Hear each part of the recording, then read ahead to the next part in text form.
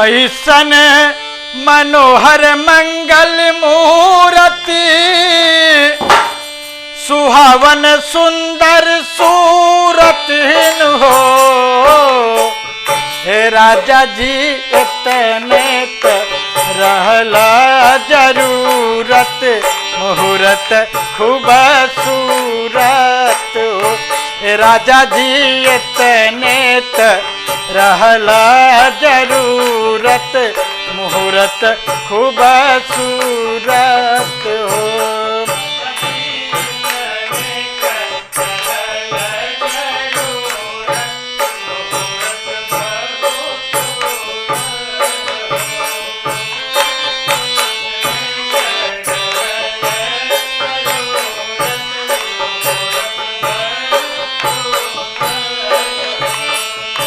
अरे हमारा जनाता बबुआ जियम होई है।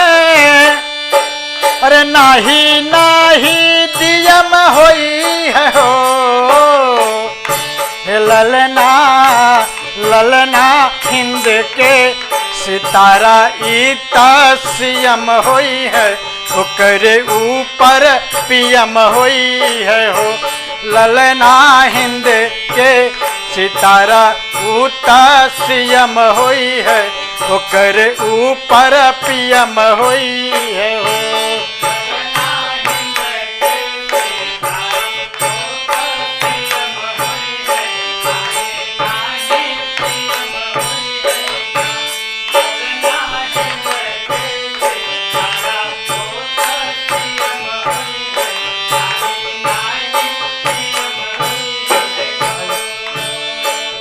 अरे होई है वाइस चांसलर यूनिवर्सिटी के। अरे लंदन मेयर लंदन सिटी के नु हो।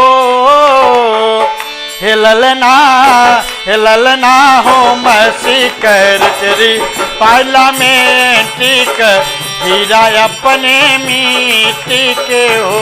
हे ललना हो सेक्रेटरी पार्लियामेंट हीरा अपने मिट्टी के हो। और क्या कहना है?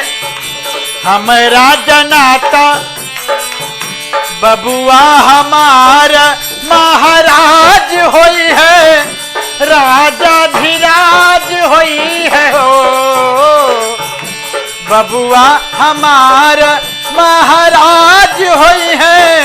राजा धीराज होई है हो। हे ललना झाटू में हीरा पोखराज होई है। सिरवा के ताज होई है हो। हे ललना धातु में हीरा पोखराज होई है। सिरवा के ताज होई है हो।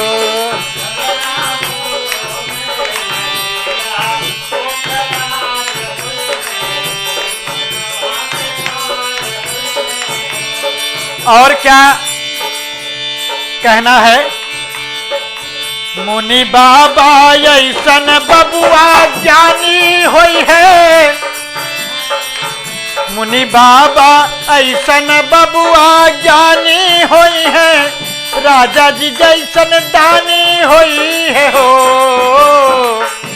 हे ललना हे ललना हे ललना अखिल भूमंडल राजधानी होई है।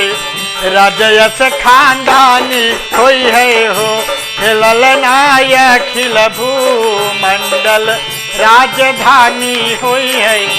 राजयस खानदानी होई है हो।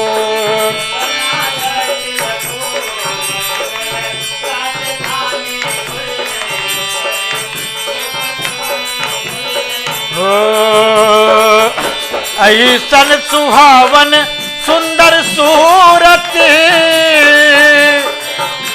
ऐसन मनोहर मंगल मूरत सुहावन सुंदर सूरत हो। हे राजा जी ललना